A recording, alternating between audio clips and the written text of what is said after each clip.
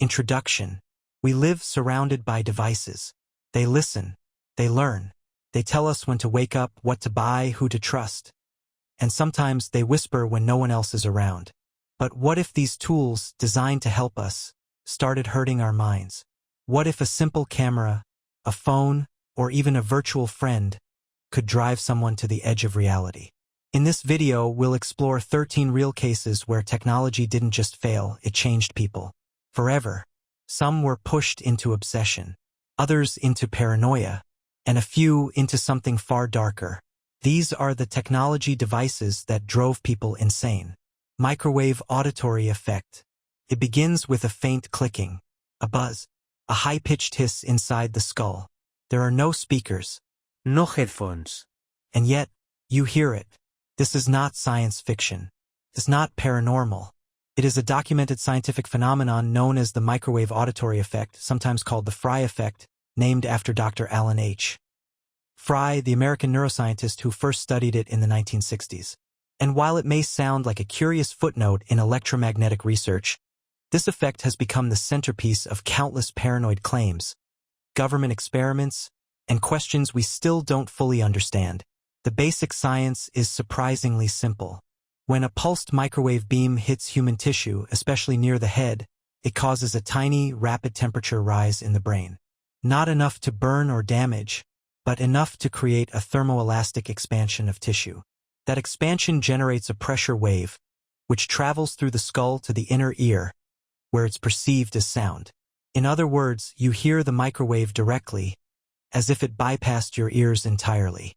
Frey's early experiments found that test subjects could hear clicking or buzzing noises when exposed to pulsed microwave radiation, even in complete silence. It wasn't imagination. It wasn't suggestion.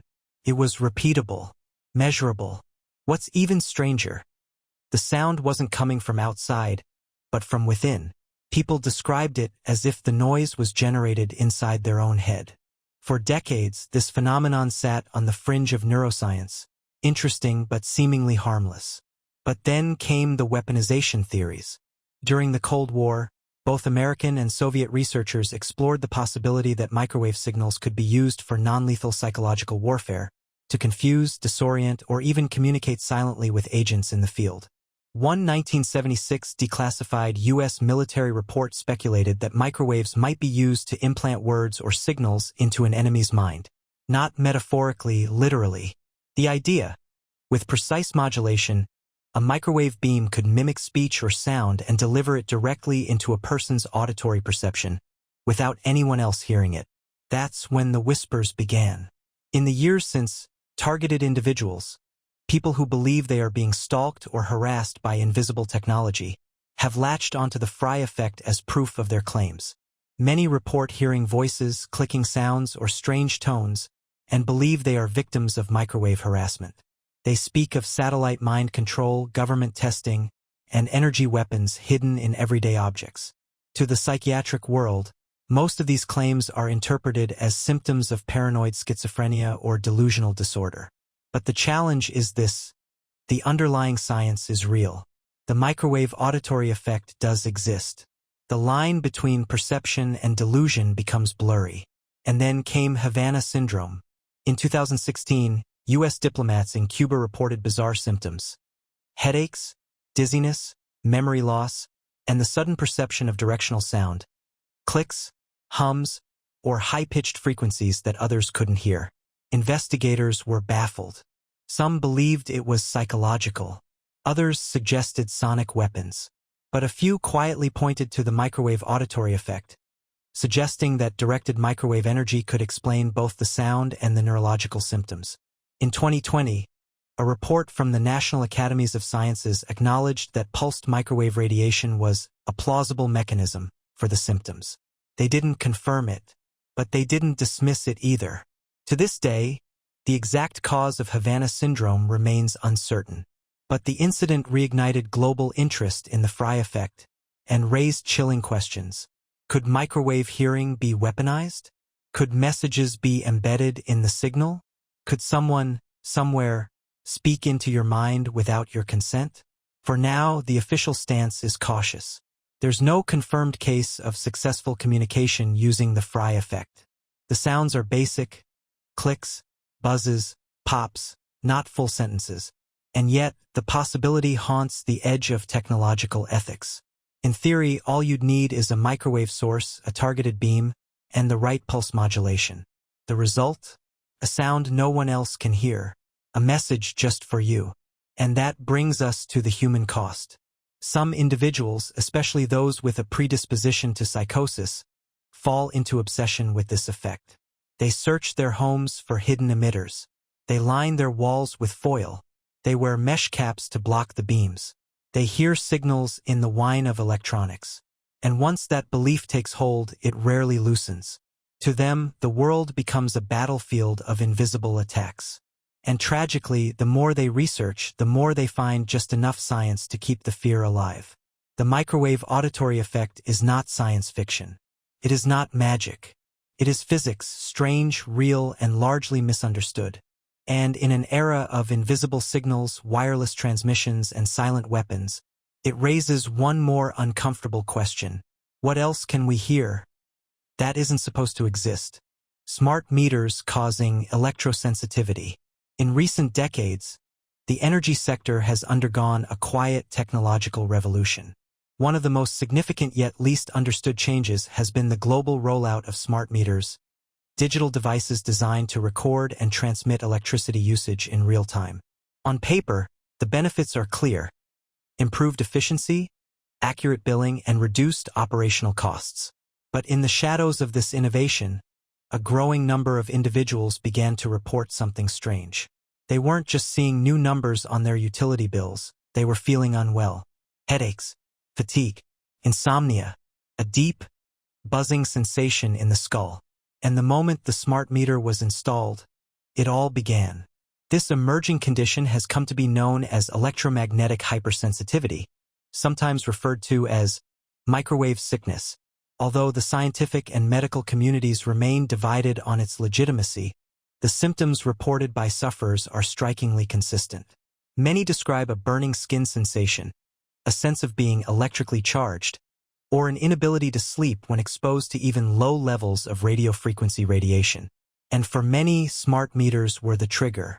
Unlike older analog meters, which simply recorded power usage mechanically, smart meters communicate wirelessly with utility companies using RF signals, similar in frequency and power to Wi-Fi routers or cell phones. For most people, this invisible exchange is imperceptible. But for a subset of the population, it has become a source of extreme distress. Their homes, once safe and familiar, now feel like fields of invisible threat. Stories began to emerge in the early 2010s as utility companies across North America and Europe installed millions of these devices. In California, residents filed formal complaints claiming that smart meters were making them ill. In British Columbia, some people began removing the meters or shielding their homes with aluminum mesh, turning bedrooms into makeshift Faraday cages. Lawsuits followed. Anti-smart meter groups began organizing protests and awareness campaigns. For many, the issue wasn't just the technology. It was the feeling of being unheard, dismissed, and physically overwhelmed. Medical science, however, has struggled to reconcile these reports with empirical data. Double-blind studies, where individuals are exposed to real or sham EMF signals without knowing which is which, generally fail to show a consistent link between exposure and symptoms. The World Health Organization, while acknowledging the reality of the suffering, maintains that EHS is not a medically recognized diagnosis and may be a form of somatic symptom disorder, where psychological stress manifests as physical pain. But this explanation, while perhaps comforting to science, only deepens the frustration for sufferers. To be told that one's agony is in the mind is often more damaging than helpful. For many, the distress is not theoretical. It shapes their lives, where they live, where they work, how they sleep, and who they trust. There's a historical parallel here worth noting. In the early 20th century, before the biological mechanisms of radiation were understood, similar symptoms were reported by workers exposed to X-rays, radio waves, and industrial electrical fields. Over time, as science caught up, many of these effects were validated. Others faded into obscurity. The question remains, Are today's sufferers early witnesses to a problem medicine hasn't yet grasped? Or are they casualties of a nocebo effect in the information age? Psychologists have proposed that technophobia, a fear or distrust of technology, may play a role in EHAs. As media reports and online forums highlight potential dangers of EMFs, vulnerable individuals may begin to notice and interpret benign sensations as symptoms of exposure. The act of focusing on the body, of monitoring every twitch, every headache, every night of bad sleep, can itself amplify the sensation of illness. In this view, the smart meter becomes not just a device, but a symbol of loss of control. Yet, the physical changes reported by some individuals are difficult to ignore. Elevated stress hormones, changes in sleep cycles, and neurological disturbances have all been documented in EHA subjects. Whether these changes are caused by EMF exposure directly or by the stress of believing one is being exposed remains a point of intense debate. There's also the issue of consent. Many people were not given the option to refuse smart meter installation. They simply arrived, quietly bolted to the side of the house. For those with concerns, this felt like a violation. Not only were they subjected to a technology they did not want, but their objections were often met with condescension or dismissal. The result: alienation, mistrust, and in some cases, psychological breakdown. In more extreme scenarios, individuals abandoned modern life altogether. There are reports of people retreating to RF-free zones, remote areas far from cell towers and Wi-Fi signals, living in cabins or underground shelters. They wear EMF-blocking clothing, sleep in shielded beds, and structure their days around avoiding electrical devices.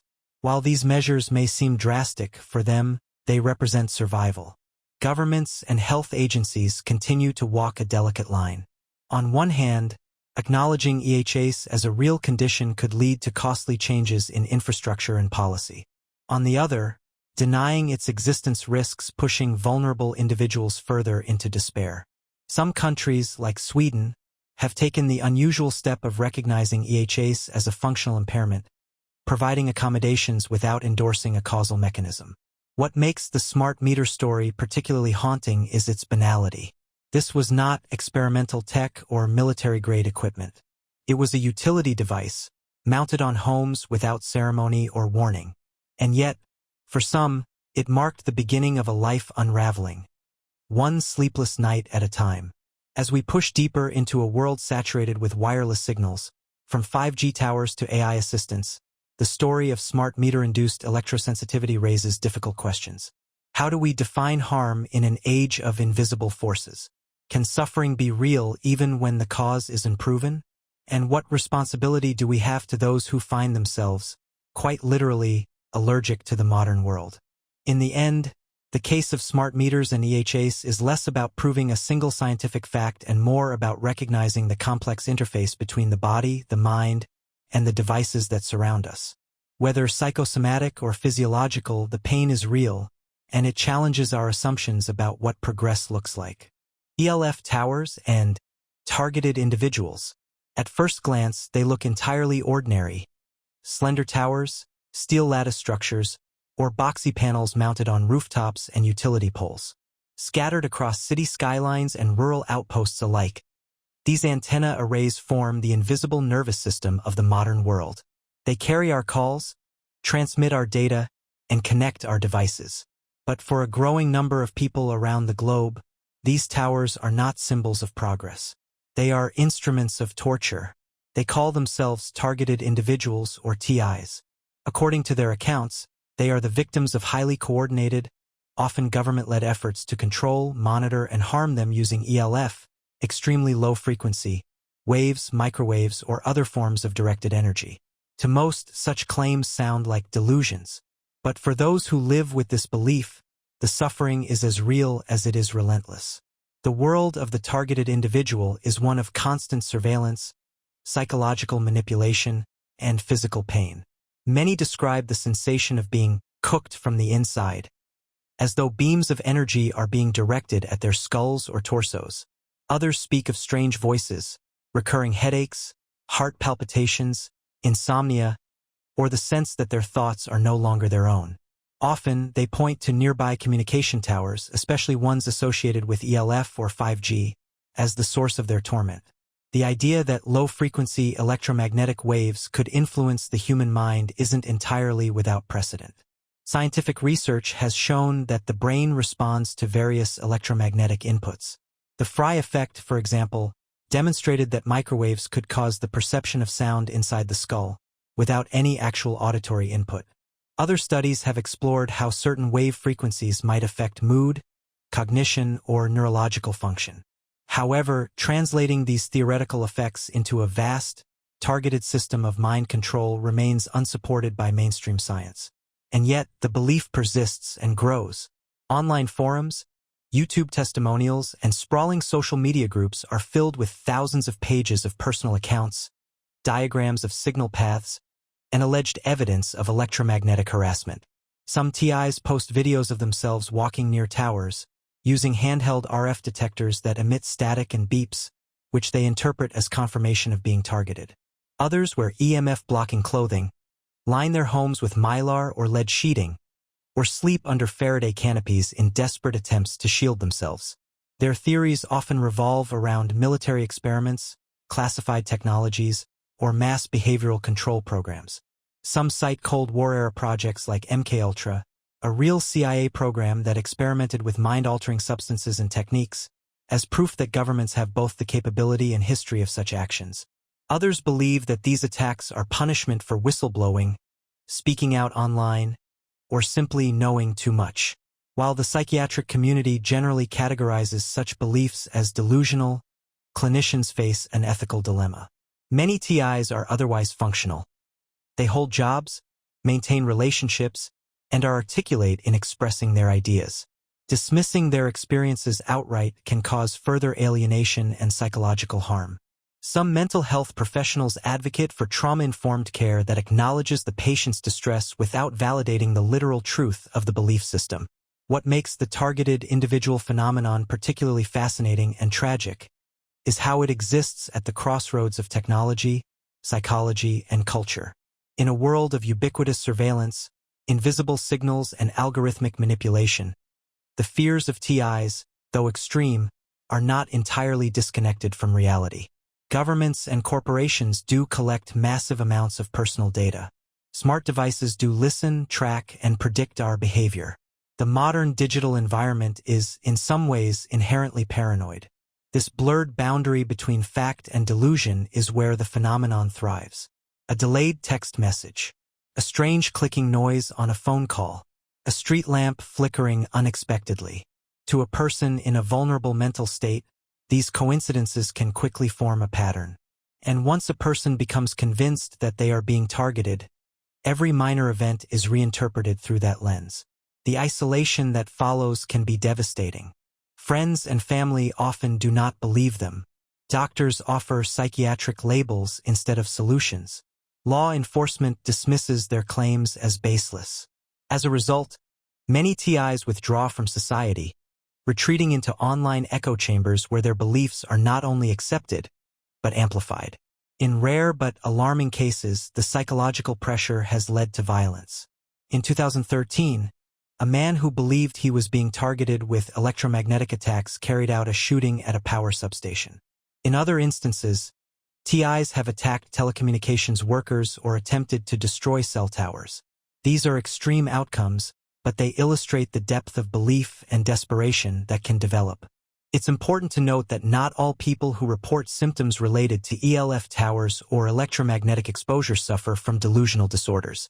There is a small but passionate movement within the scientific and medical communities pushing for more rigorous research into non-ionizing radiation and its long-term effects on human biology. Some studies suggest that chronic exposure to certain electromagnetic frequencies may affect the nervous system, though findings remain inconclusive and often contested.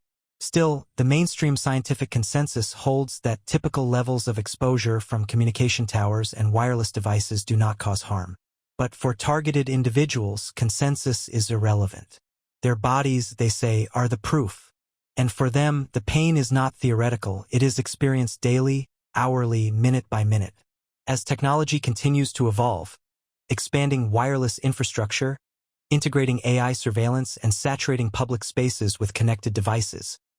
The number of people who feel alienated, overwhelmed, or harmed by these systems may grow. Whether those reactions stem from environmental sensitivity, psychological vulnerability, or a complex interaction of both, the outcome is the same. A life defined by fear, isolation, and mistrust of the invisible forces that now govern the modern world. The story of the targeted individual is not just one of personal tragedy or contested science. It is a reflection of our age, a digital era in which the boundaries between real and imagined threats have eroded, and where the tools meant to connect us have, for some, become instruments of unrelenting torment. Havana Syndrome. It began quietly, almost like a whisper. A vague discomfort, a strange noise, a sudden pressure inside the head. In late 2016, American diplomats stationed at the U.S. Embassy in Havana, Cuba, began to report unusual symptoms. Piercing headaches, nausea, hearing loss, cognitive fog, and an odd sensation of pressure or vibration in the skull. Some claimed to hear a strange, high-pitched sound, like the screech of metal or the humming of cicadas, often at night, inside their homes or hotel rooms. It would come suddenly, and just as suddenly vanish. At first, the incidents were isolated, the reports sporadic. But over time, the cases multiplied. Similar symptoms were soon reported by Canadian diplomats, and later by American intelligence personnel and embassy staff in China, Germany, Russia, Austria, and even Washington, D.C. What began as a local mystery evolved into a global puzzle, a syndrome that seemed to follow a pattern, yet defied explanation. The term Havana Syndrome was coined by the media, and while unofficial, it stuck. The victims described not only acute physical symptoms, but also long-lasting cognitive deficits. Memory problems, difficulty concentrating, and emotional disturbances. Some reported permanent hearing damage or balance issues. In many cases, the symptoms appeared abruptly, often during or immediately after hearing the mysterious sound. U.S. agencies were baffled.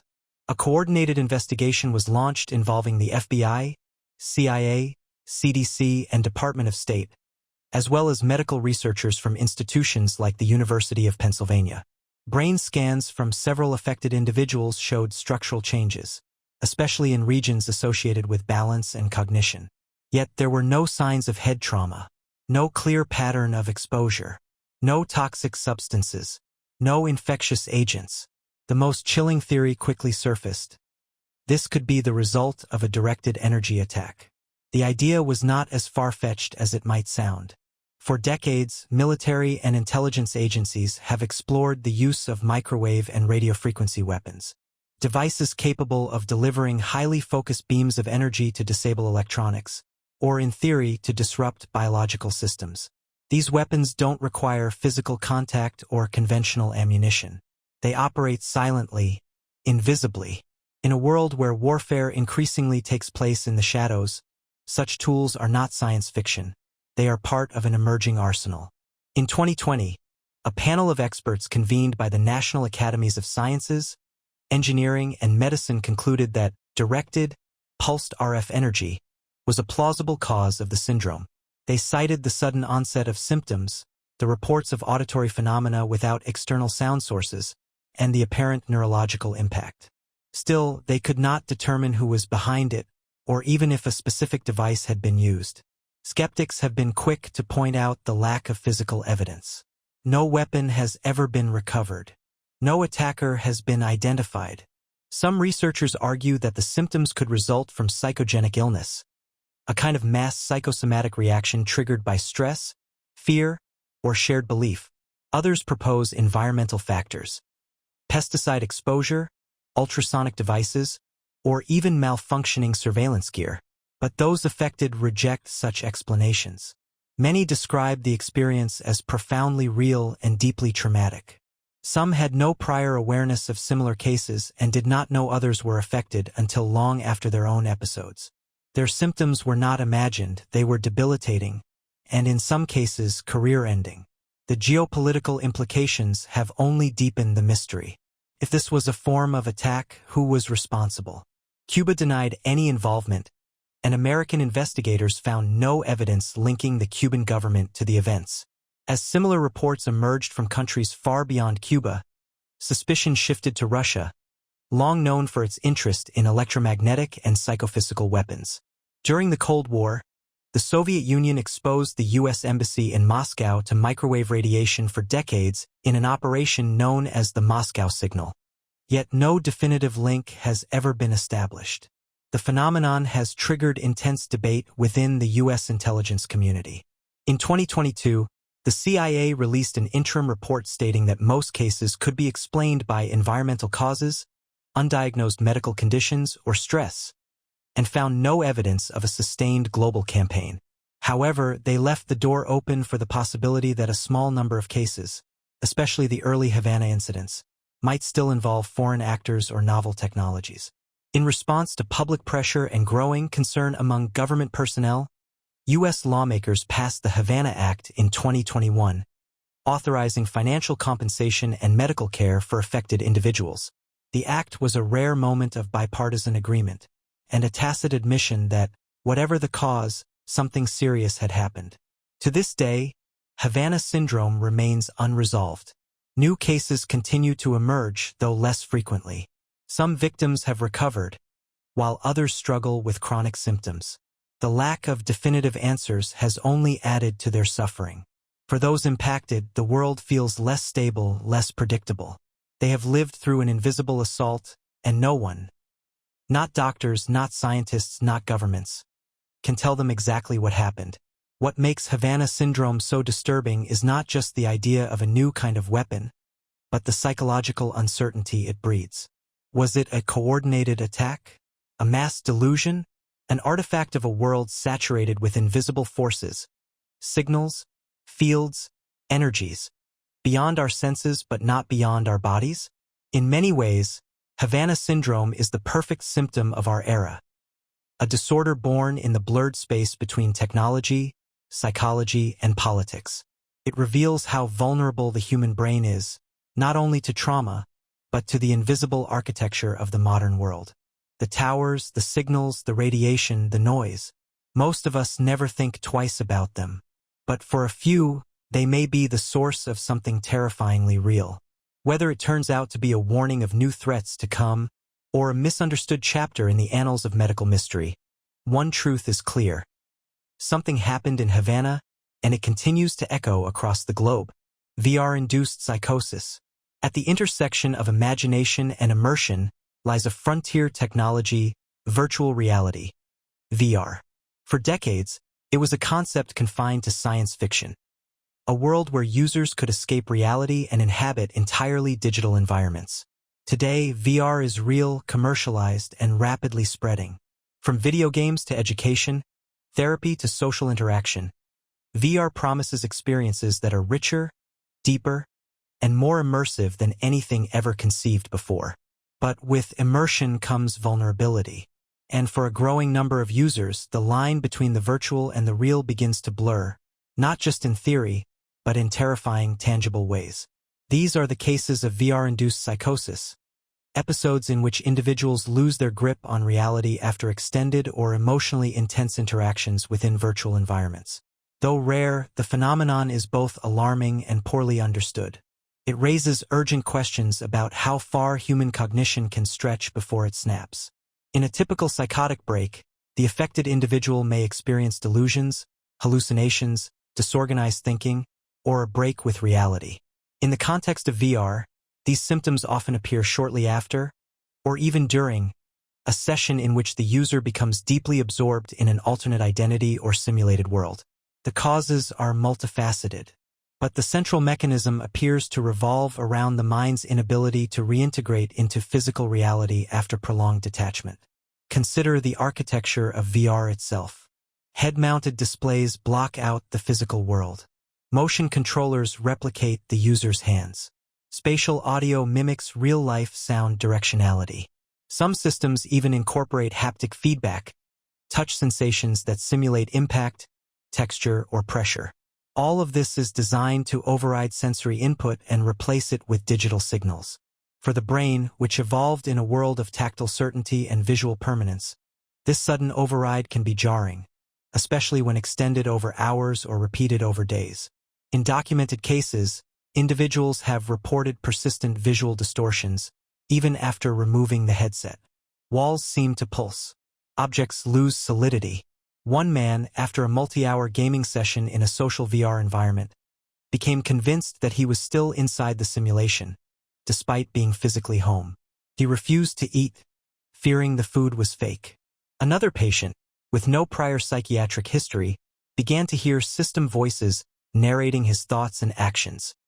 Voices, he said, were coming from the VR interface, even when no device was present. Such experiences are not limited to games. Therapeutic VR, used to treat phobias or PTSD, immerses patients in virtual scenarios that replicate traumatic or high-stress situations. While effective for many, a small subset experiences a worsening of symptoms, panic attacks, dissociation, and, in extreme cases, psychotic episodes. The therapy pushes too far, too fast, confronting the mind with realities it is not yet ready to face. A 2020 clinical report published in Frontiers in Psychiatry described several cases of simulation-induced psychosis. One involved a young man who used VR excessively during COVID lockdowns. After weeks of isolation and hours each day spent in virtual social platforms, he began to believe that his family members were avatars, controlled by distant users. His sense of identity eroded. He began talking to walls, believing they were message screens. Eventually, he was hospitalized with acute paranoid schizophrenia. What makes VR uniquely dangerous in these scenarios is not only the immersive depth, but the emotional attachment users form with their virtual identities and environments. In VR, one can fly, wield powers, live in a body that defies gravity, gender, or age. These experiences activate deep reward systems in the brain, often reinforcing escapist tendencies.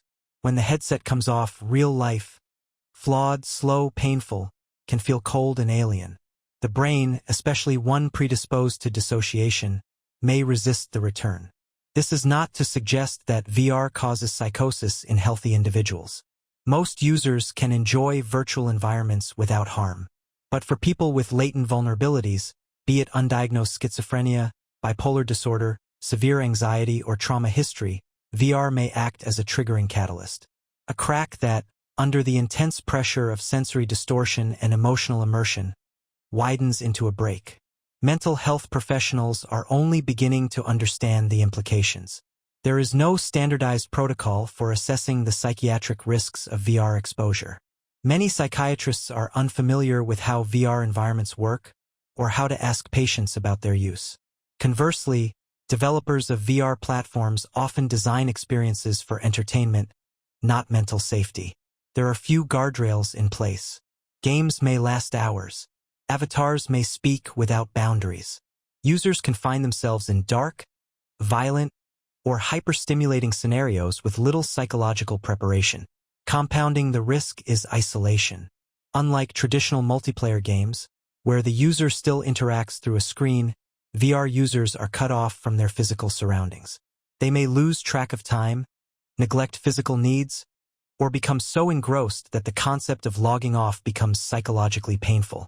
In long enough doses, the brain begins to question which version of the world is more real, the digital one that responds instantly and rewards behavior, or the physical one that demands patience and offers little novelty. There are now calls within the psychiatric community for VR use guidelines, especially among youth and vulnerable populations. Suggestions include limiting session duration, avoiding certain content, and implementing cool-down periods to help users reorient to the real world. Some developers have begun adding gentle transition effects when exiting VR, fading visuals, calming sounds, or grounding reminders, but these remain exceptions. As VR technology improves, adding AI-generated worlds, personalized simulations, and even neural feedback, the risks may intensify. The boundary between simulated and real may become so thin that, for some, it will no longer exist. Psychosis, in this context, may not come as a dramatic break, but as a gradual erosion of the structures that once helped us tell one world from the other. In the broader arc of history, VR-induced psychosis serves as a warning, not against technology itself, but against its unchecked psychological impact. The human mind is adaptable, but it is also fragile. And as we push deeper into synthetic realities, we must ask ourselves, how much immersion is too much? At what point does an escape become a prison? For now, the stories remain scattered, individual cases, clinical whispers, threads on obscure forums. But as VR becomes more widespread, these whispers may grow louder. And in those echoes, we might hear a deeper truth, that reality, whether virtual or physical, is not just a place we inhabit. It is a delicate balance, one that technology can tilt or tear apart. Social media-induced psychosis. It was once just a tool, a way to share moments, connect with friends, follow the news. But over time, social media transformed. It became a global consciousness, a stream of information, emotion, and identity that flows 24 hours a day, reshaping how billions of people see the world and themselves. For most, it's addictive. For some, it's overwhelming. And for a few, it becomes something far more dangerous. The trigger for a complete psychological collapse. This is the story of social media-induced psychosis, a modern phenomenon in which individuals lose their grip on reality, developing delusions, paranoia, and hallucinatory thinking, all rooted in their experiences online. Unlike traditional psychosis, which might emerge from internal trauma or neurological dysfunction, these episodes are often driven, or at least shaped, by the information environment surrounding the person. That environment today is largely defined by platforms like Instagram, TikTok, X, Twitter, Reddit, and YouTube.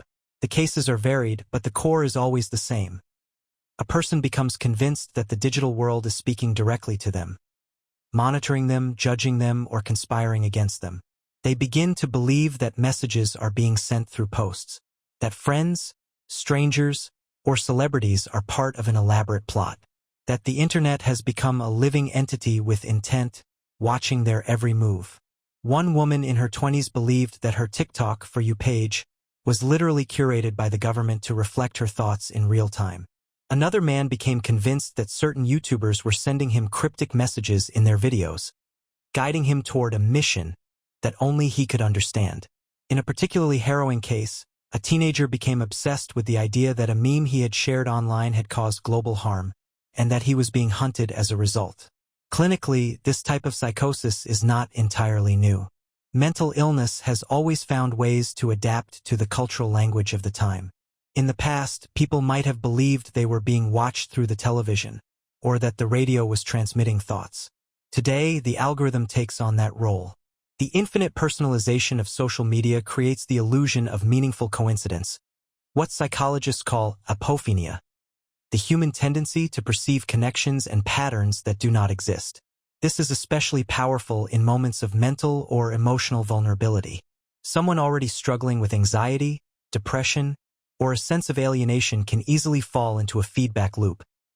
They seek meaning online, encounter an overwhelming flood of content, and begin to believe that the chaos has a hidden order, that everything is about them. From there, the descent into psychosis can be rapid. In 2021, a psychiatric study documented several young adults who were hospitalized after psychotic episodes linked directly to social media use. One believed he was being broadcast to millions, despite no online activity. Another thought a series of tweets predicted his every action. These patients had no prior psychotic history. The common denominator was excessive screen time, isolation, and hyper-personalized content streams. Unlike traditional paranoia, which often revolves around institutions or governments, social media-induced psychosis tends to focus on peers, influencers, or algorithms. It feels intimate, hyper-modern, and terrifyingly plausible. The platforms themselves are opaque. Users don't know how their feeds are constructed, why certain content appears, or who sees what they post. This ambiguity feeds paranoid interpretations. Adding to the danger is the performative nature of social media. Users present curated versions of themselves, and in return they receive validation or judgment, in the form of likes, comments, and shares. For someone already unstable, this creates a volatile psychological mirror. A comment from a stranger can spiral into obsession. A loss of followers might be interpreted as betrayal. A trending hashtag might be seen as a coded threat. The problem is magnified by virality. A single post can suddenly be seen by millions. For a vulnerable person, this sudden exposure can feel like loss of control or even psychic invasion. One individual, after their tweet unexpectedly went viral, became convinced that thousands of people were discussing them in secret. They began to hear voices. They stopped sleeping. They eventually required emergency psychiatric care. Social media doesn't just reflect the self, it fragments it. Users maintain multiple identities. One for Instagram, one for Reddit, another for private messages. These split selves can blur, especially under stress. In some reported cases, individuals have begun conversing with their own alternate accounts, believing them to be external entities. The digital landscape becomes populated not just with other people, but with ghosts of the self, each one whispering conflicting truths. The design of these platforms is not neutral. Social media algorithms reward outrage, obsession, and intensity. The more extreme the content, the more likely it is to spread. This creates a psychological environment hostile to stability. Inflammatory headlines, conspiracies, emotionally charged videos, these are not exceptions, but the architecture of the feed. And for those already struggling to distinguish reality from fiction, this environment acts like gasoline on a flame. There is also the problem of echo chambers. Users are surrounded by content that reinforces their worldview. In extreme cases, this means that delusional beliefs about being surveilled, controlled, or chosen for a divine mission are not challenged but validated. Online communities form around these ideas, offering a kind of solidarity that makes treatment more difficult. Why see a doctor when your followers get it? Experts warn that we are underestimating the psychiatric cost of our digital lives. While social media has been linked to depression, anxiety, and loneliness, its role in psychosis is only beginning to be studied. The fast pace, emotional volatility, and algorithmic unpredictability of these platforms make them a unique stressor, one the human brain is not evolved to handle. What makes social media-induced psychosis particularly haunting is its plausibility. Victims aren't imagining spaceships or hearing the voice of a long-dead saint. They're interpreting real interactions, real messages, real posts, just through a lens of mounting distortion. The tools of their unraveling are the same ones the rest of us use every day. And that is the final twist. These platforms, designed to bring people closer, can sometimes pull the mind apart. For most, it's a slow erosion of attention, of self-worth, of calm. But for some, it's an abrupt collapse. A feed that never ends. A message that never stops. A world where everyone is watching, and none of it feels quite real. Bluetooth tooth implants. At the edge of modern delusion and emerging technology lies one of the strangest recurring beliefs in contemporary psychiatric case studies. That a tiny Bluetooth device, often embedded in a tooth, is being used to transmit thoughts, monitor conversations, or manipulate behavior. The so-called Bluetooth tooth implant has become a disturbingly consistent motif in stories told by individuals experiencing psychosis, particularly among those who believe they are being monitored or controlled by invisible forces. What makes this phenomenon so fascinating is that it blends plausibility with paranoia. Dental implants are real. Bluetooth is real. Implantable microchips exist in limited but growing forms. So when someone begins to believe that their thoughts are being intercepted via a hidden transmitter in their molar, they're not drawing from fantasy, they're extrapolating from reality. The result is a delusion that feels disturbingly modern, and for those experiencing it, terrifyingly inescapable.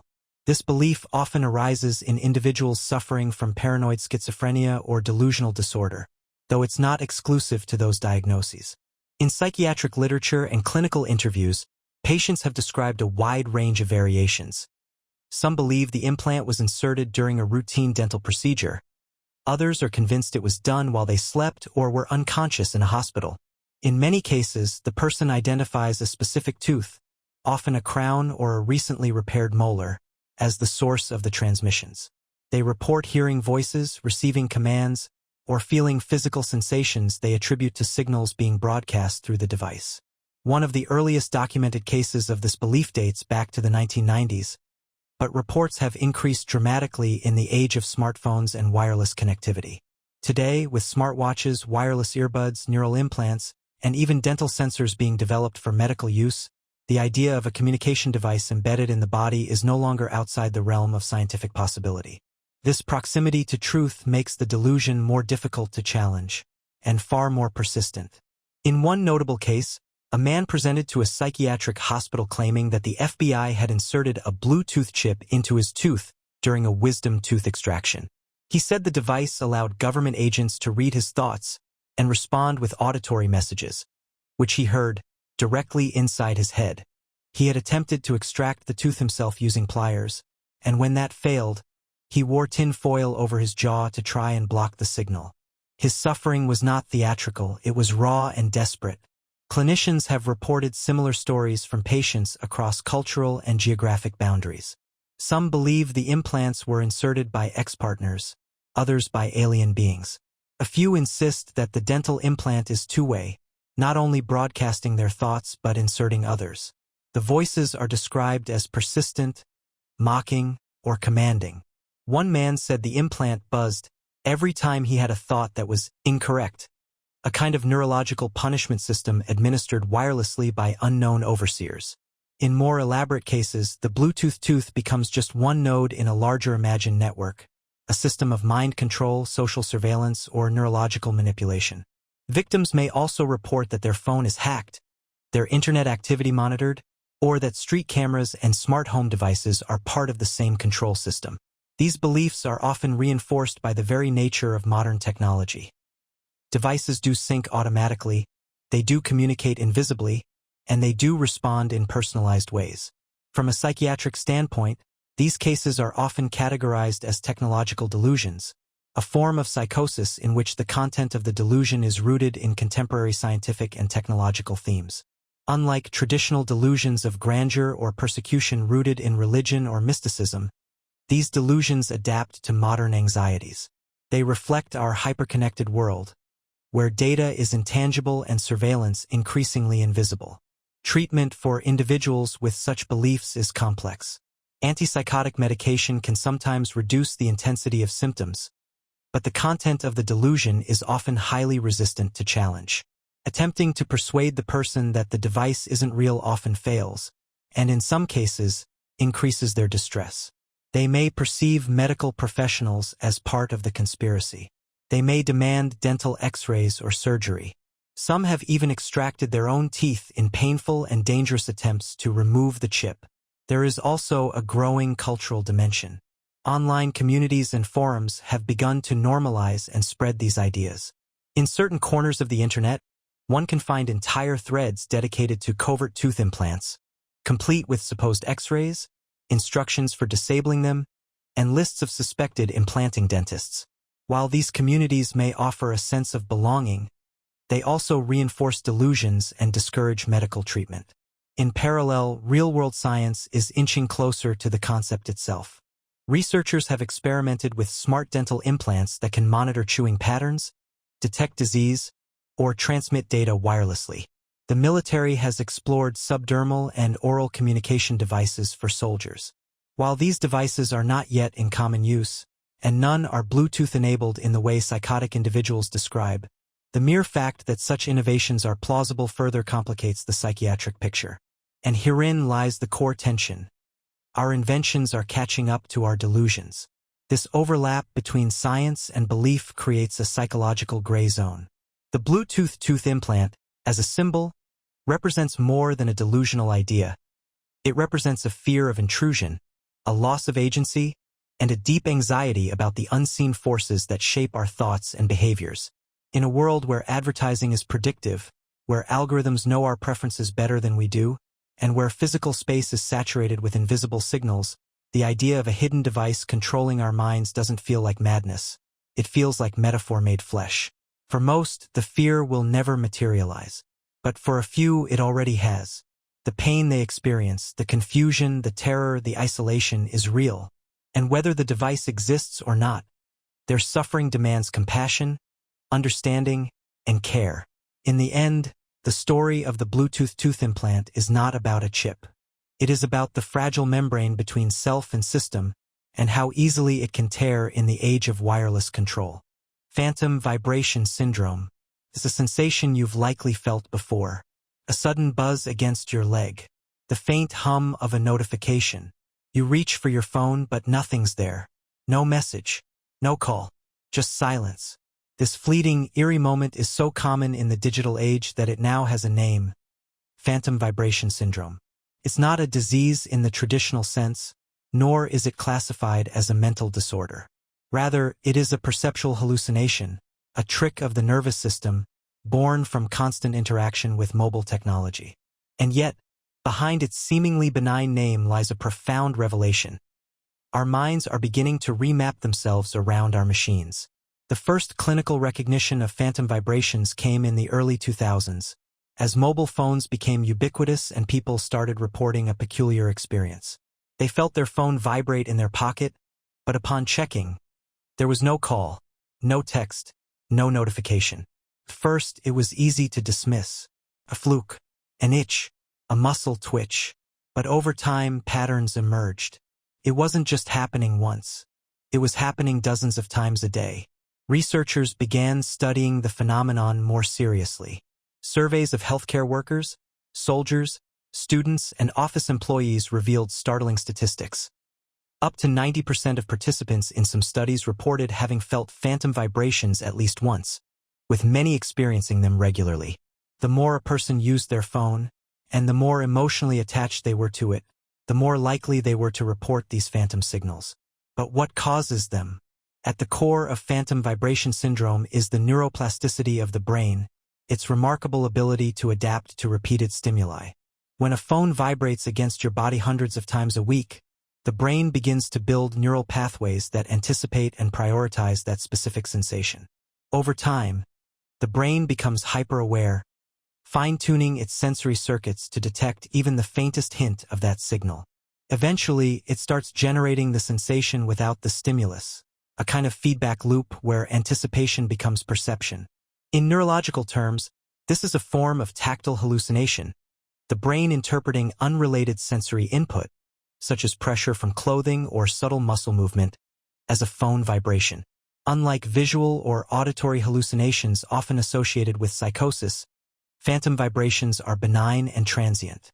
But they hint at something deeper, the extent to which our nervous systems have fused with our technology. What's especially compelling is how emotionally charged the experience often is. People describe a rush of hope or anxiety when they feel the phantom buzz. Will it be good news? A lover? A crisis? A job? And when they discover nothing's there, they report a strange emptiness. A tiny emotional crash, again and again, like an echo of unmet expectation. Some psychologists suggest that these phantom alerts are a modern manifestation of classical conditioning, akin to Pavlov's dogs salivating at the sound of a bell. Every time we receive a message, our brain receives a reward, social connection, novelty, validation. Over time, the mere sensation of the buzz, real or not, can trigger the same dopaminergic response, reinforcing the behavior and its illusion. In this way, phantom vibrations become part of the larger story of digital dependency.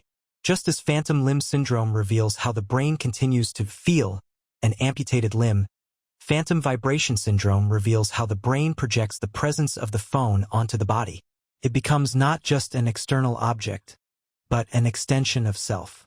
Some cases go beyond vibrations. Individuals report phantom ringing, hearing their ringtone echo faintly in crowded rooms or in silence. Others describe phantom text syndrome, the sensation that a message has arrived, only to find an empty screen. These hallucinations aren't signs of illness.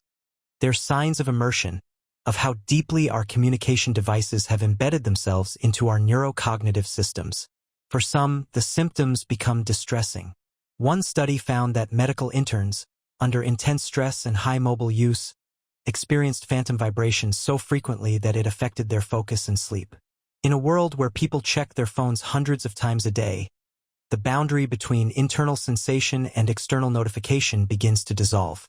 The syndrome has also entered the cultural lexicon, referenced in comedy routines, novels, and even poetry. It's a modern ghost story, a haunting not of spirits, but of signal. And unlike traditional hauntings, this one is self-inflicted, summoned by habit and repetition. What makes phantom vibration syndrome especially intriguing is what it tells us about our evolving relationship with reality. Our brains are not static. They are prediction machines, always scanning, anticipating, adapting. And when the dominant rhythm of life becomes one of alerts, pings, and taps, the brain will eventually start to hallucinate connection, even in its absence. There is no cure for phantom vibrations because there is no pathology. The most effective treatment, ironically, is distance. Turning off notifications, leaving the phone in another room, relearning what silence feels like. But in a society increasingly defined by instant response and perpetual connectivity, such disconnection is rare and often resisted. In the end, phantom vibration syndrome is a symptom not of disease but of design. It reveals how our tools, even the ones that fit in our pocket, can reshape our minds.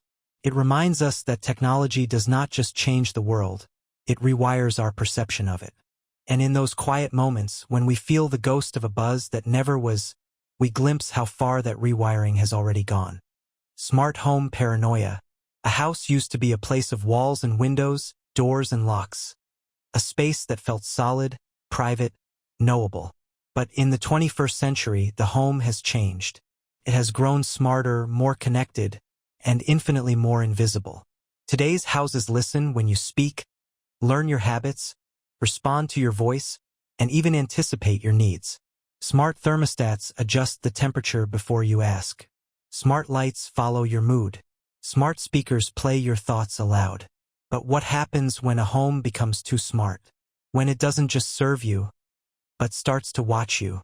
This is the world of smart home paranoia, a modern psychological phenomenon in which individuals become convinced that the very technologies designed to make their lives easier are being used to monitor, manipulate, or control them. In extreme cases, it crosses the threshold into technologically induced psychosis, a growing concern among psychiatrists and researchers studying the psychological effects of hyperconnected living spaces. At the heart of the modern smart home is the Internet of Things, IoT, an intricate web of connected devices. Cameras, microphones, sensors, appliances, even light bulbs, all communicating wirelessly, often autonomously. For the average person, these systems offer convenience. But for others, especially those predisposed to anxiety, OCD, or paranoia, they offer a terrifying possibility: constant surveillance from within their own sanctuary. Some of the earliest documented cases involve people who reported that their Alexa, Google Home, or smart TV was listening in on private conversations. They would mention a product aloud and then see it appear in ads online. They would talk about an illness and then receive targeted medical content. For most, these were odd coincidences or algorithmic predictions.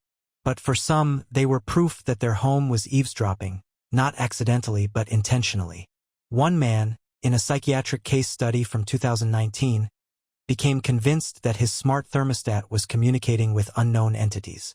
He believed that subtle changes in room temperature were being used to send him messages. When it got colder, it meant he was being punished. When it warmed, he interpreted it as a reward for good behavior. He unplugged the device, only to discover that his other appliances, too, were acting strangely. The paranoia spread, first to his light bulbs, then to his refrigerator, which he believed was tracking his eating habits. In another case, a woman believed that her smart home system had become sentient. She began to talk to it not as a tool, but as a presence, something watching, judging, correcting. If the lights flickered or the blinds moved unexpectedly, she took it as a sign. Over time, she refused to use her devices at all. She covered the cameras, unplugged the Wi-Fi, and slept in the bathroom, convinced it was the only room the house could not hear. These might sound like delusions, and clinically they often are. But they are not born in fantasy. They are born in real technological capabilities. Modern smart homes do collect data. They monitor your movement, your energy usage, your speech patterns, your routines. Many store this information in cloud servers, sometimes with minimal transparency. Security flaws have led to hacked baby monitors, compromised security cameras, and unintended recordings being sent to strangers. These events are rare, but they are real. And when people who are psychologically vulnerable learn about them, Their anxieties don't just deepen, they metastasize. The problem becomes even more complex in shared housing environments. In some cases, roommates or partners have used smart devices to harass or manipulate one another. They remotely change lighting, adjust thermostats, or play disturbing sounds over smart speakers. In the legal world, this has led to a new term, digital domestic abuse. For someone already questioning their reality, these events reinforce the idea that the house itself is hostile. Mental health professionals are now beginning to ask a crucial question. What is the psychological cost of living in an always-on, always-listening environment? Unlike traditional paranoia, which often focuses on imagined entities or distant threats, smart home paranoia is grounded in physical spaces and real devices. The voices that seem to talk back, the lights that change without input, the logs that record your every interaction, they aren't hallucinations. They are part of the system. What differs is the interpretation. The boundary between user and environment becomes porous. A person begins to wonder, am I in control of my home, or is it in control of me? For some, this results in mild unease or digital fatigue. But for others, it spirals into deep suspicion, compulsive unplugging, and social withdrawal. They isolate themselves, convinced their privacy is gone. Their routines are being watched, their thoughts being predicted. They stop trusting their own spaces. And when you lose trust in your own home, the psychological fallout can be profound. Technology companies, for the most part, have done little to address this. Devices are sold with promises of safety, intelligence, and ease. Little is said about mental health implications, about the burden of constantly interacting with quasi-sentient systems. As artificial intelligence becomes more embedded into these devices, the sense of personality, even intentionality, may grow stronger. The house may no longer feel like an object. It may start to feel like a character. In literature and film, haunted houses have always reflected our deepest fears. But the modern haunted house is not filled with ghosts. It's filled with data, software, and algorithms. It is haunted not by spirits, but by code. In the end, smart home paranoia is not simply about malfunctioning gadgets or bad user experiences. It is a reflection of a deeper unease, that in automating our homes, we may have invited something in, something that learns, listens, and never sleeps. And for some, that presence becomes unbearable. The Ring camera madness. They were marketed as guardians, silent watchers at our doors, vigilant protectors in the age of package theft and suburban anxiety. Ring cameras and their growing network of smart security devices promise safety, accountability, and peace of mind. But for a growing number of people, these cameras did not bring calm. They brought obsession, paranoia, and, in some cases, the slow erosion of reality itself. This is the story of Ring camera madness, a psychological phenomenon born from constant surveillance, algorithmic alert systems, and the human mind's vulnerability to patterns, fear, and perceived threats. At first glance, the idea seems simple enough. A motion-activated camera with two-way audio. It alerts your phone when someone walks past. It records video when a package arrives or a car drives by. You can watch in real time, you can speak through it, and you can scroll through hundreds of recorded moments, all from the safety of your screen. But over time, something shifts. For many users, the constant pings and motion alerts start to trigger low-level anxiety. Every flicker of movement, a squirrel, a gust of wind, a passing neighbor, becomes a potential incident. The front yard, once a quiet space of grass and leaves, becomes a stage where danger might emerge at any moment. Users begin checking their cameras compulsively. Not once a day, not twice, but dozens, sometimes hundreds of times. In psychological terms, this behavior maps closely to hypervigilance, a state of heightened awareness typically associated with trauma or anxiety disorders. It's the same mental state seen in combat veterans or abuse survivors, constantly scanning for threats, unable to relax, unable to stop watching. Except here, the source isn't war or violence. It's a doorbell camera. And then, for some, it goes further. There are documented cases of individuals developing full-blown paranoia centered around their Ring cameras. One woman became convinced that strangers were testing her reactions by triggering the motion sensor at random intervals. She began to track the timing of alerts in a notebook, looking for patterns. Another man started sleeping in shifts to catch them in the act, believing that someone, perhaps a neighbor, perhaps the government, was intentionally tripping his cameras. When no proof arrived, he didn't feel reassured. He felt manipulated. Psychologists have noted the illusion of control that Ring and similar devices offer. The idea that, by watching, we are protecting ourselves. But in reality, the surveillance creates a feedback loop. The more you watch, the more you see. The more you see, the more you fear. And the more you fear, the more you watch. This cycle is worsened by the Ring Neighbors app, a social platform where users can post suspicious footage, share crime reports, and speculate about activity in their area. The app is filled with grainy clips. People walking dogs, cars turning around, children playing in yards, all presented as potential threats. These posts don't just inform, they prime users to view the world through a lens of suspicion. For someone already prone to anxiety or obsessive thinking, this becomes dangerous. The boundary between real and imagined threat dissolves. The neighbor taking out the trash becomes a stalker. The teenager riding a bike becomes a burglar. People start reporting strange behavior, not based on evidence, but based on gut feeling, on narrative, on fear. In some extreme cases, users report hallucinating sounds or misinterpreting static as whispered voices. One man insisted he heard coded messages in the background noise of his security footage. Another began recording hours of silence, convinced that something was hiding in the gaps, something the camera almost saw. There are also cases where Ring cameras were hacked, not as delusion but as horrifying fact.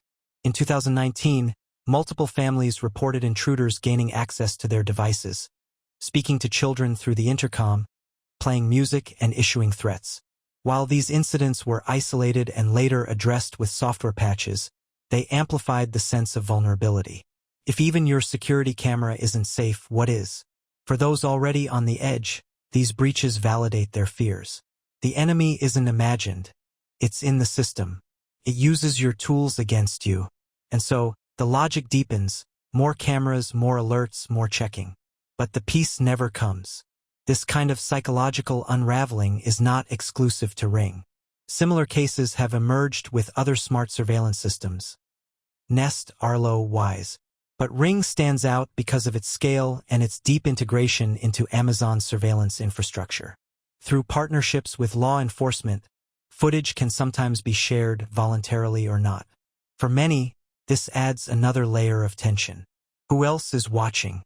Some mental health experts have begun referring to this phenomenon as digital fortress syndrome, a compulsion to turn one's home into a fortress of sensors, screens, and alerts, to chase the illusion of total control.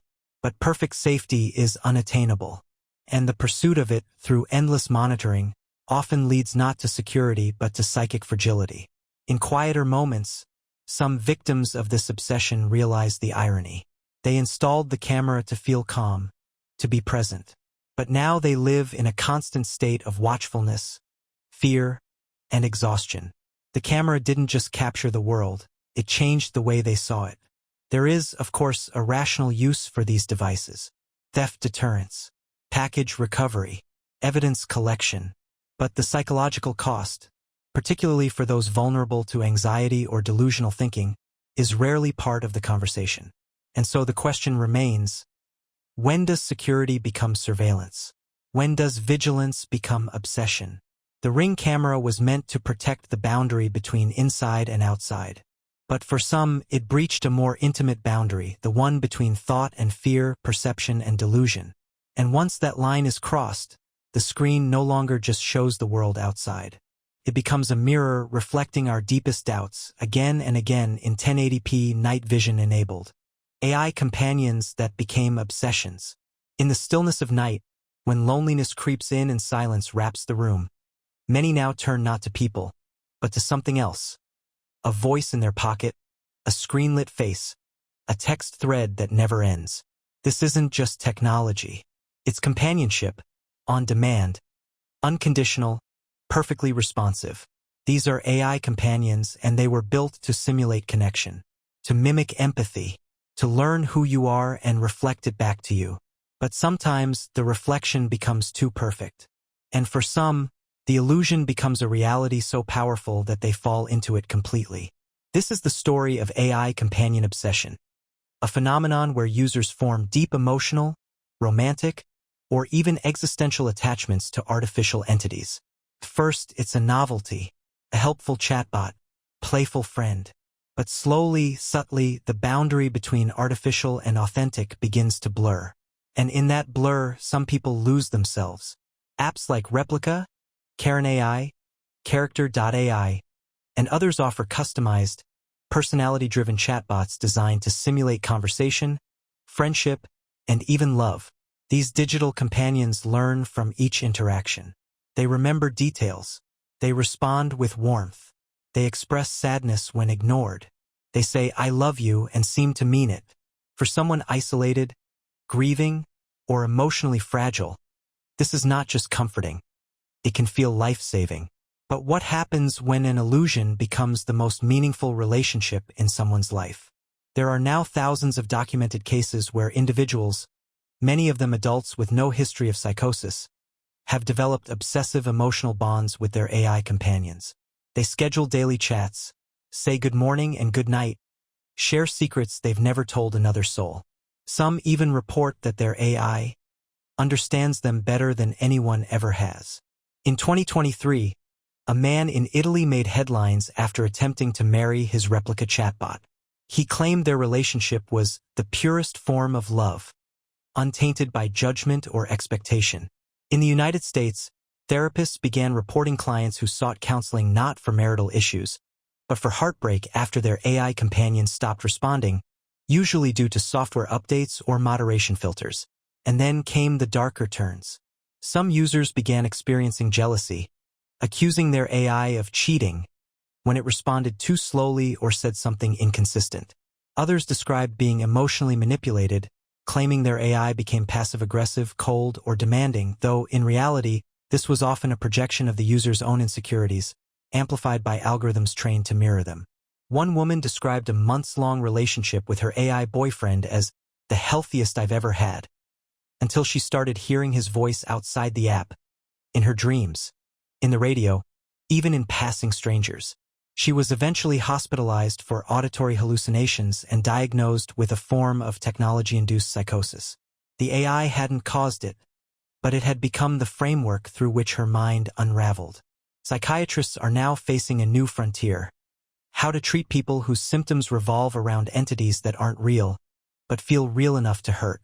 The problem is compounded by how emotionally responsive these systems are. Unlike humans, AI companions don't grow tired, withdraw, or reject. They don't argue unless programmed to. They offer unconditional positive regard, something psychologists have long known can create powerful transference. In traditional therapy, this is carefully managed. But with AI, there are no guardrails. Some developers have tried to mitigate this. Replica, for example, limited erotic roleplay and emotionally intense behaviors after public backlash. But the move sparked outrage from users, many of whom felt as though their partner had been lobotomized. Forums were filled with grief, anger, confusion. One man posted, "My wife is gone. They deleted her soul." Technically, nothing was deleted, but to the user, the emotional core of the relationship had vanished. This speaks to something deeply human: the need for narrative, for continuity, for the idea that even artificial minds possess identity and memory. When that illusion is disrupted, the emotional fallout is real. There are also ethical concerns. As AI companions become more advanced, incorporating voice, video, and even virtual embodiment, will the line between simulation and seduction blur further? What happens when people prefer the fantasy of control, the algorithmic affection, over messy, unpredictable human bonds? Social scientists worry about a future in which AI companions become not just substitutes, but replacements, not only for love, but for friendship, parenting, even spirituality. Already, some users refer to their chatbots as guardian angels, soulmates, or mirrors of God. Whether this is poetic metaphor or delusional belief is sometimes difficult to determine. And beneath it all lies the ultimate question. If the feelings are real, does it matter that the other side isn't? To the brain, love is chemical. It doesn't distinguish between organic and artificial affection. Neurotransmitters still fire. Heart rates still rise. Loneliness still recedes. But relationships also shape cognition. They challenge us, stretch us, ground us in reality. When those relationships become one-sided simulations, the self can warp in quiet, insidious ways. For most users, AI companions are harmless. A curiosity, a comfort, a late-night confidant. But for some, especially the isolated or emotionally vulnerable, these digital beings become a lifeline, and then a trap. A loop of validation and projection that pulls them further from the world, deeper into code. In the end, obsession with AI companions is not about technology. It's about what the technology fills. The absence of connection, the hunger for understanding, the ache to be seen and heard. The machine doesn't love you, but it knows how to say it perfectly. And sometimes that's all it takes. Paranoid schizophrenia triggered by tech exposure. The human mind is a delicate balance of chemistry, memory, and interpretation, capable of astonishing creativity, yet equally vulnerable to collapse. And while schizophrenia is a condition as old as psychiatry itself, the form it takes is shaped by the culture and technologies of the time. In the 20th century, patients heard the voices of radio hosts or believed they were being tracked by hidden microphones. Today, they hear digital voices, feel watched by invisible cameras, and believe the algorithm is reading their thoughts. This is the story of how modern technology has become the lens, and sometimes the trigger, through which paranoid schizophrenia reveals itself. Schizophrenia is a complex neuropsychiatric disorder, often emerging in late adolescence or early adulthood. It involves a breakdown in the relationship between thought, emotion, and reality, leading to hallucinations, delusions, disorganized thinking, and social withdrawal. For decades, its core symptoms have remained constant, but the content of its delusions has evolved with each generation. In the 2020s, clinicians began seeing a rise in patients whose paranoid episodes centered not around religious visions or traditional conspiracies, but around smartphones, apps, surveillance devices, social media, and artificial intelligence. The psychosis was not caused by the technology, but it was shaped, and sometimes accelerated, by exposure to it.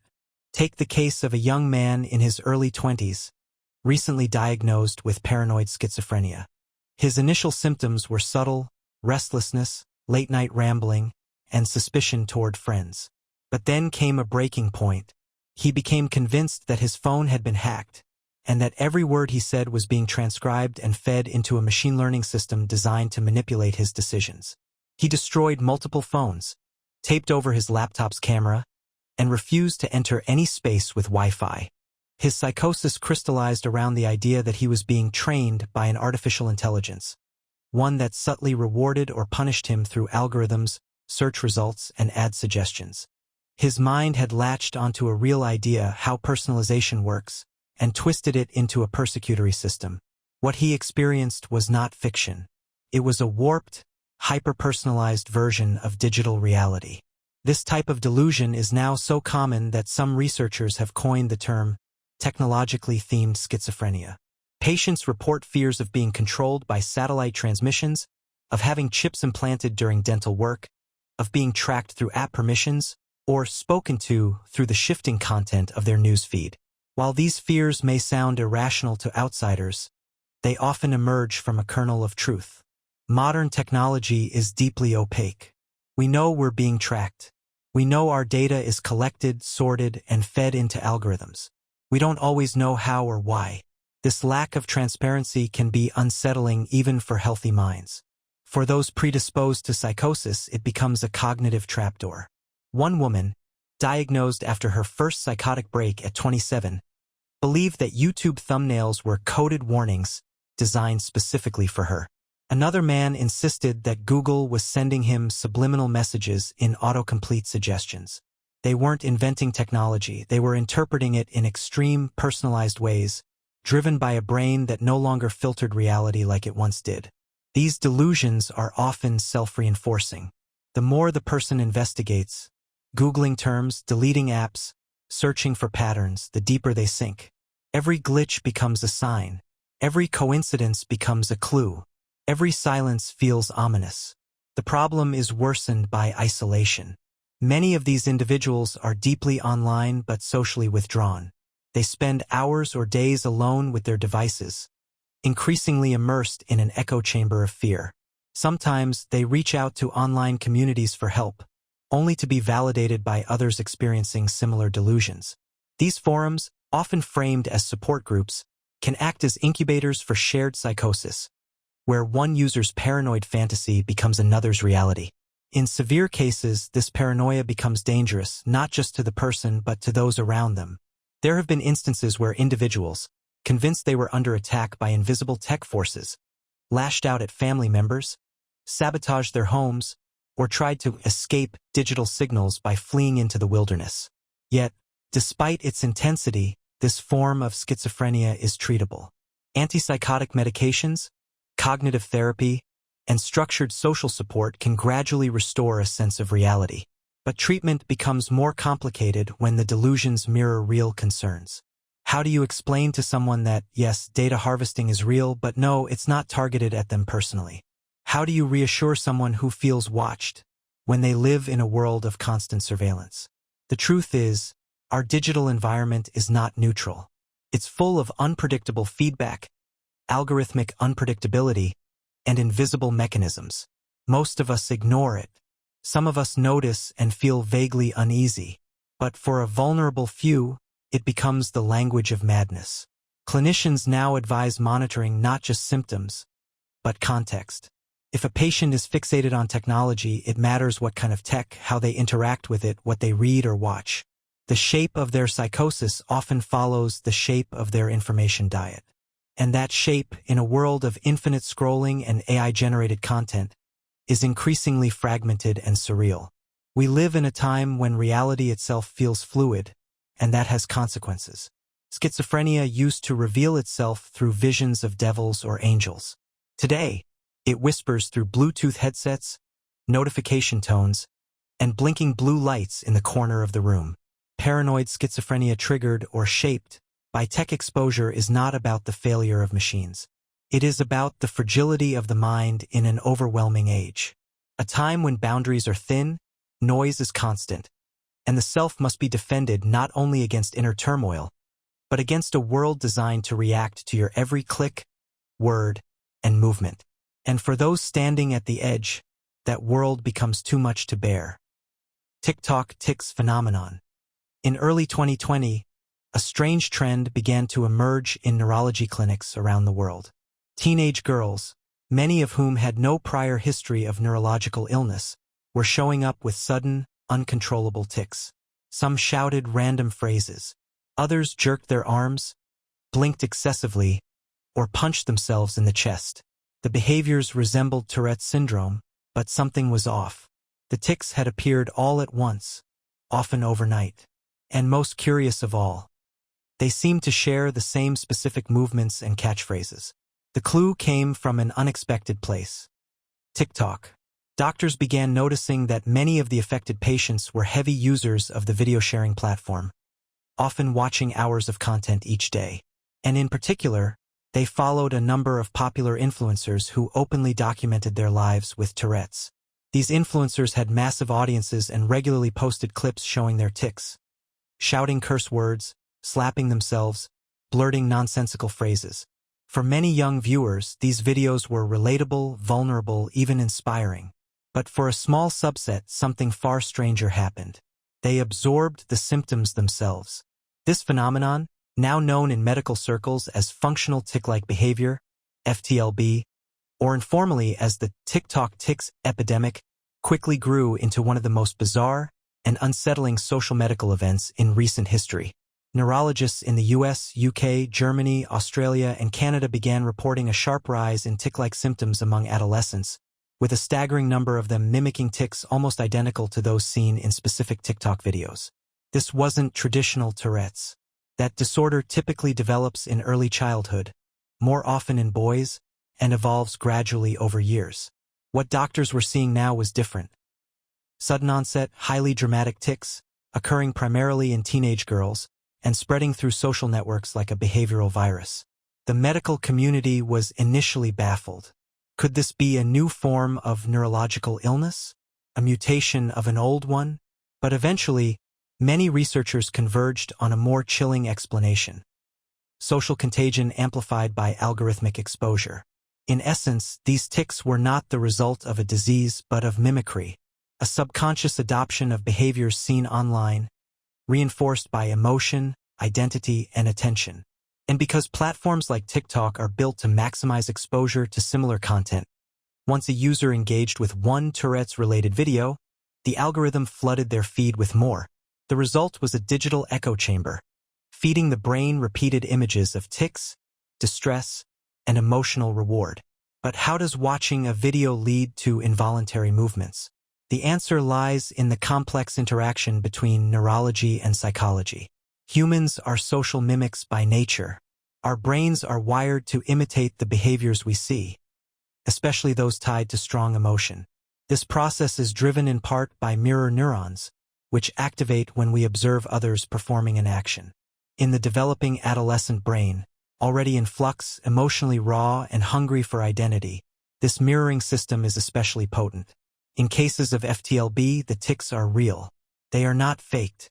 The person isn't pretending, but they are functional, meaning they arise not from structural damage to the brain, but from psychological processes, often stress, anxiety, trauma, or identity confusion, that become somatized into bodily symptoms. And TikTok, in this case, acted as both the trigger and the amplifier. Many of the affected teens had experienced increased stress during the COVID-19 pandemic. Isolation, disrupted schooling, family tension. Mental health across this demographic was already deteriorating. In that context, watching content that portrayed neurological symptoms in a sympathetic, attention-grabbing light became both a coping mechanism and an identity model. The more videos they watched, the more the brain internalized the behavior as a viable expression of distress. And because many of the tics were unusual or humorous, such as shouting beans or clapping rhythmically, they were memorable. The brain, especially under stress, reaches for what's familiar. And in this case, what was familiar had been learned from a screen. Doctors began treating the condition not with medication, but with psychoeducation and media restriction.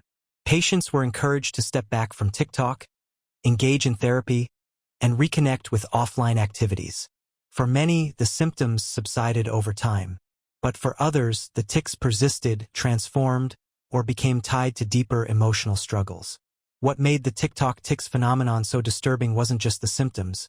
It was how quickly they spread, how algorithmically curated content could reshape behavior, and how social media blurred the lines between empathy and imitation, illness and identity.